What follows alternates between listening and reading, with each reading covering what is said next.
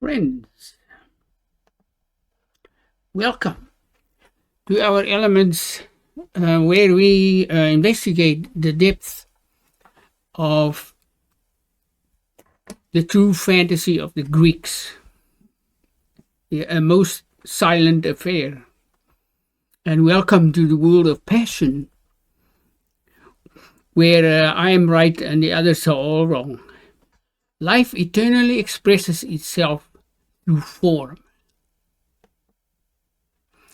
Now, in this video, we are going to have a look at the whole question of reflection. Reflection of surfaces, polished surfaces, reflective optics and image formation has been studied for a long time. I'm not going into this, but the thing to me is this, that this particular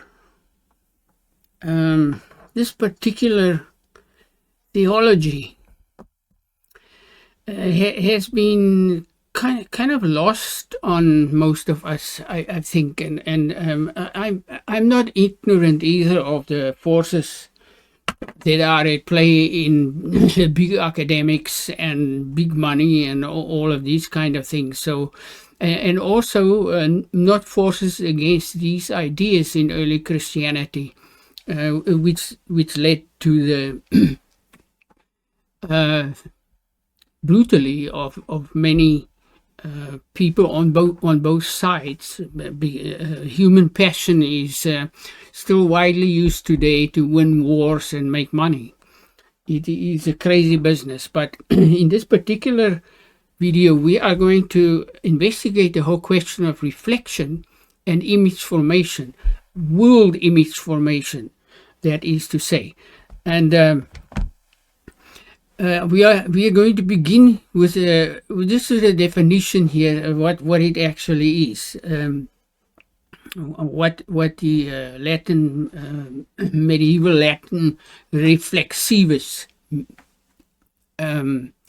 reflective, and late Latin it's reflexus. It means the capable of being bending or capable of bending or turning back. Turning the activity or energy back upon the subject. There is an infinite abundance of world perspectives of reflection and how and why the world is perceived. For further orientation, we had a little orientation in our previous video on self-beholding imaginative cognition, where we have listed a few of our chief points that we think are relevant. And we've indicated the lineage there, beginning from Euclid through El-Kindi, El-Hazen. We mentioned Kepler, we mentioned Robert of Lincoln with his material point. I misspoke, I said it's a light point, but he has a material point using the work of Plotinus. But there is a further context for reflection in this particular video, which is to come, and I'm using this reflection of the commentaries of Proclus in the Parmenides, the third problem, specifically because this makes clear. Parmenides is trying to teach Socrates, and these three models he's using makes clear what he means with form. So, what are the reflective notions we have today? Well, there is a wonderful man called Max Velmans. He is a professor, I forgot now at which universities, but in one of his articles, he lists a few ideas, a few views that I think are important, which is where this video and our whole work on self-beholding imaginative cognition fits with. What are these viewpoints? He says, Velmans, it might be that the phenomenal world seems to be out there, external to us, beyond the body's surface, but it is really in the mind that it has no collection, that has no location or extension. This is dualism. Now here he classifies Plato with Cartesian dualism. This is a mistake that I've seen perpetuated through time, and I wonder why that is. It might be that the phenomenal world seems to be out there, beyond the body's surface, but it's really in our brains. This is the viewpoint of physical reductionism. Physicalist, in other words, the physicist. It might be that the phenomenal world is really out there where it seems to be. This is reflexive monism of Max Velmans. In other words, it is based on the pre-intellectual, the intermediate, and the manifest world of the Gnostics. It might be, says he quotes William James, that what is evidently one reality should be in two places at once, both in outer space and in the person's mind. Then there is neutral monism. There is a mind-boggling plethora of these things, and I'm just listing the ones that I see relevant. Neuromonism of the kind adopted by Ernst Mach, William James, and Bertrand Russell. These men say there is only one neutral stuff of which the perceived world is composed, which Mach refers to as sensations, William James as pure experience, and Bertrand Russell as events. There is biological naturalism and reflexive monism. Both these adopt a form of appearance reality distinction, which accepts that the appearances of the world only indirectly represent and sometimes misrepresent the nature of the world itself. To which we add distributive cognition and computation. This is a self-similar fractal theory, Wolfram physics and Vervaeke, in cognitive science that suggests cognitive processes are not just located in an individual's mind, but also shared across social, biological, physical structures and environments. This is originally Edwin Hutchinson's Cognition in the Wild. And to which we must add, all these are not mentioned by Velmans in this particular article, the worldview of James Gibson with his non-analytical geometry, his nested environment with moving paths of motion as opposed to points of motion, and reflexive, inexhaustible refractive ambient optics and vision formation. That we may draw together our self-beholding imaginative cognition is distinctly different from these material world perspectives. In its primary, imaginative, cognitive, alchemical, cosmological, psychological, and metaphysical forming aspects from these material views above. Should be shaking in my boots. Bioevolutionary scientists tells us that our brains are evolved to compute images from pencil-like rays. We've met this in Kepler, reflecting off of objects, and that's incident onto the retina, and this results in potential voltage differences which can be measured, carried by the optic nerve to the brain, and our brain is kind of a signal converter. There are some really interesting theories about this. The enigma, however, is how does neurons correlate to these images? It's a subject for another time. Which brings us to our self-beholding, imaginative cognition and the reflective, imaginative, interforming fantasy proper of the Greeks and more ancient sages, where we investigate the ideas of participation, invariance of preceding form, reflection, and the nature of forms, and the reflective mirror of Proclus and Plotinus, which we find in his commentaries on the Parmenides. They use the reflective mirror or reflection off of the surface of water,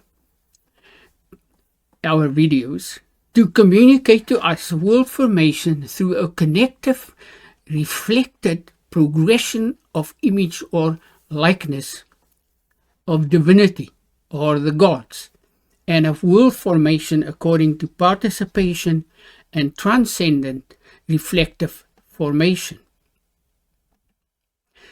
With these indications, we proceed. In our video part 11, we made these following assertions, amongst others, with reference to our interforming, receiving, assimilating, self-beholding, imaginative cognition. We said our imaginative cognition indicates a living, ever-forming, superluminal, abundant, resonant, imaginative theophany of the gods, divinity, reflection and participation, theophany, world formation, and where imaginative cognition indicate an ever-forming, resonant world formation of the gods, of deity, who brings forth from within their ineffable, immaterial light, embodied world participation. A world formation indeed, where the whole unity of our imaginative cognition interforms. Our imagination is receiving and assimilative of external sense activity and internal form, and participates within the wholeness of higher order, transcendent invariance of subtle forms of ideas, a through reflection, where through or through which our self-beholding consciousness or imaginative cognition is interconnected and interforming with a higher order, eternal, self-writing, self-forming, self-moving, imaginative language, whose abundant reflections are infinite and mostly unknown from our perspective, and also hidden from our self-perceiving psychical resonance, where this resonant hologram-like imaginative forming language is reflected everywhere within its comprehending supercosmic and mundane wholeness. The Greek holo for hologram, holo means whole, gram to write. In previous video I said that Thomas Taylor has beef with Hume. It's not Hume, it's really John Locke with his tabula rasa, so there's a correction. Where Divina Imaginatio in infinite potentia brings forth preceding form and creative intelligence at once, in every moment, to which we add since living being and its luminosity is infinitely moved through power, force, activity, and energy at once, in every moment. our Pythagorean through line, through axis. And we said where our imaginative cognition is the most extreme subtle body, is the most extreme progression of all subtle vehicles or forms, is interconnected, nested within the immaterial creative intelligence of all superlative comprehending luminosity of the light of living being. This is distinct notion of Proclus that has gone completely missing, whose superluminous intelligent light sphere is touching and comprehending the whole world within itself. Look at our video 10b and c, where invariant, resonant, subtle forms, ideas, self-govern, are autonomous law, and precede all perpetual material variation or change over time. According to Proclus, the imaginative formation of the world is instantaneous according to time, participation, preceding invariant, transcendent divine forms. For the transcendent nature of the participation of true immaterial vitality of living divine forms and their hierarchical forming self-motion and activity is the principle towards which Parmenides leads Socrates with his teaching in the third problem. So he, in his commentaries, explains how Parmenides used three models to teach Socrates about image formation and matter, and this is what we are going to look with all these proceedings as a context. He uses mirrors, impressions in wax, and icons. We've seen Descartes using wax, the wax idea, beeswax, but it has nothing to do with this. All three models possess creative, these models possess creative intelligence, participation, and transcendence of greater forms as their basis. And on the mirror and reflective imaginative image formation, Proclus says the following: the participations of intellectual forms of Zeus, creative intelligence, are assimilated and compared to representations in a mirror.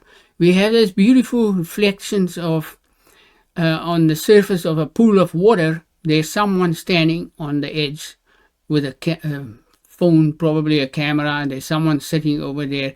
We see reflection of the sky and the dry waterfall and whatnot in this picture, beautiful picture. So he says there is compared to the representations in a mirror forms. For as in these material participations, habitude and form and the habitude of form and position, the habitude of form and position cause the image of the person to be seen in a mirror.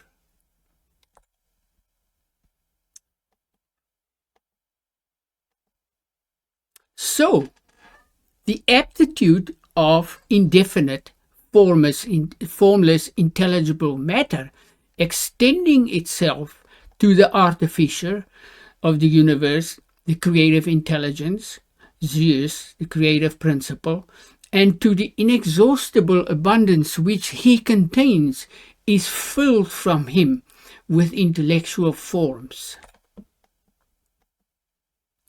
Following this, he indicates the difference in the transcendency of form and the reflected image in the mirrors as follows.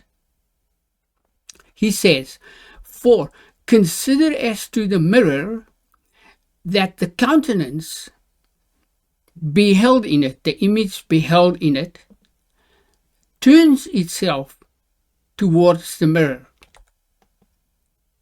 while on the contrary, an intellectual cause beholds itself, is self-perceiving, and does not direct its vision to outward objects. If, too, the mirror appears to possess a communication of something, he reflects back, but in reality does not. For, says he, the rays are reflected back to the countenance, but if the image disappears, it does not, the water does nothing, it just reflects. It is evident that this mirror also is foreign from the transcendent participation of divine forms of the gods. For as they, forms or ideas, are perfectly incorporeal, nothing can be separated from them and distributed into matter. The second model, the participation of ideas according to impressions in wax. He says, for demiurgic ideas, creative intellect, impart a certain vestige, form, and impression, a likeness of themselves. Now he says, neither is this impression or likeness the same as with the seal by which it is produced, as in this image. The likeness is different from this impression of the external seal and a receiving wax. As neither is the form imparted by the Creator merged in matter the same with the immaterial and divine form which it originated from, for there is difference and separation. Now this usually is interpreted, I think, is the impression I get, as dualism. It's not. Difference and separation is according to connection, participation, transcendence. And the soul is a living being. Said in a different way, for ideas impart self-writing, self-forming, self-moving impressions, likenesses of themselves, which, when received by matter, is different from the invariant intelligent form which they originated from. But this wax modes, he compares now the previous two, wax and mirror. He says this wax mode differs from the mirror so far as it indicates a certain passive receptive property in the recipient, the wax. The mirror does not receive an impression as the wax does. As both that which impresses externally, the stamp and the wax, and that which receives the impression, the wax, is externally passive or receptive. But contrary to the mirror and wax, participative form pervades through the whole subject matter and operates internally. There is great speculation in with Michael Levine that he suspects this is happening, that there is an ancient theory that actually had a cogent cosmological and metaphysical ontology and ontology it has been forgotten. Here it is, and operates internally, for nature fashions body inwardly and not externally like art. And above all, in this instance, that form which is participated approximates to that which participates, the butterfly, according to connection and transcendent summit.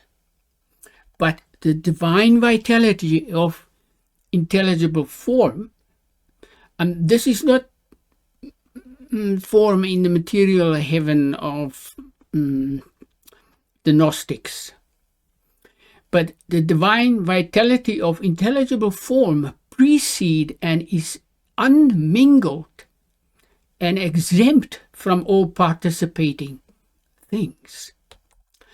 Participative form pervades and forms the whole of the subject matter by which they are received. Form pervades and forms the whole of the subject matter by which they are received. And this by an internal self-governing activity. In the next model, number 3, he considers icons like a painting of an artist. He says, in icons, the maker, the painter, is here separated from the icon or sculpture or painting. He says, thus, the icon which is painted does not produce its likeness on the canvas. But contrary to this, soul produces, animates, makes, forms its likeness and need nothing externally. For it is the soul, the intellect, which operates, and not the external figure or icon, which is the model or the painting painted. Nor does that artist which makes assimilate or receive that which is produced, the icon, to itself. For the soul, the image maker, operates possessive, creative, intelligent activity. For it is soul which makes or animates, and that which is produced in the activity of imaginative cognition is the resemblance, the likeness of external form, such as man, tree, or universe.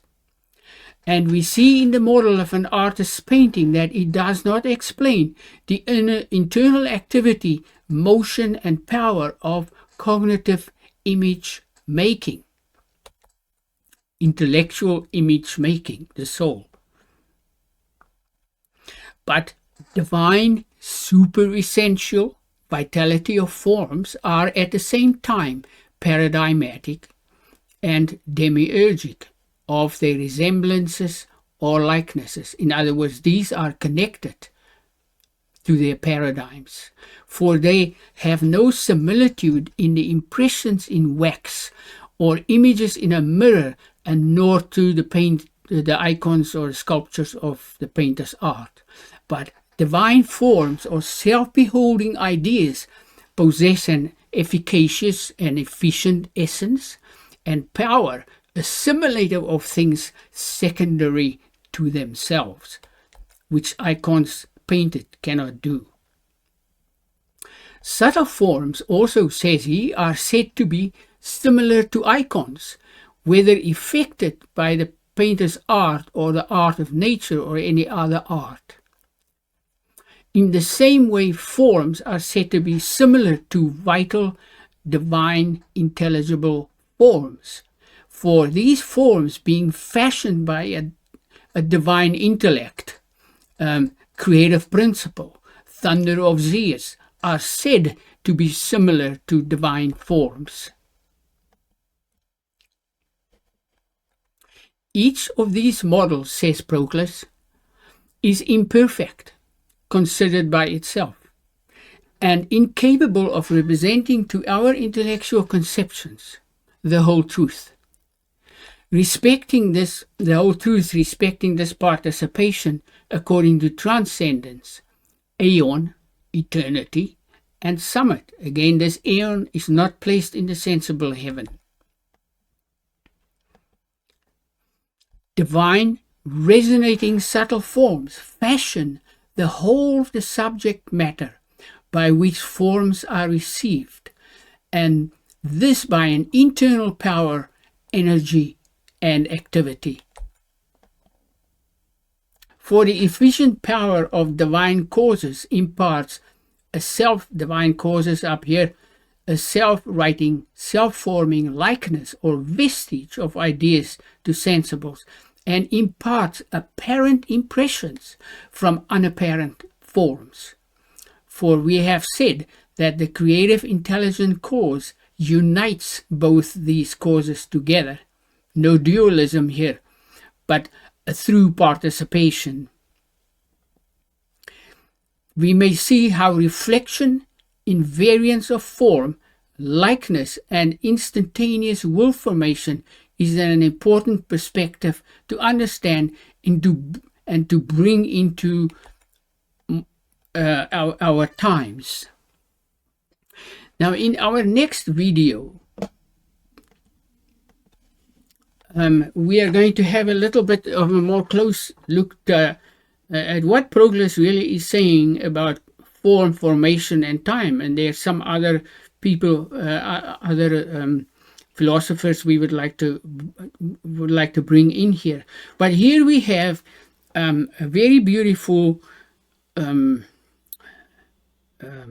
orientation to forms that prepares us for our next video, which is on Plotinus.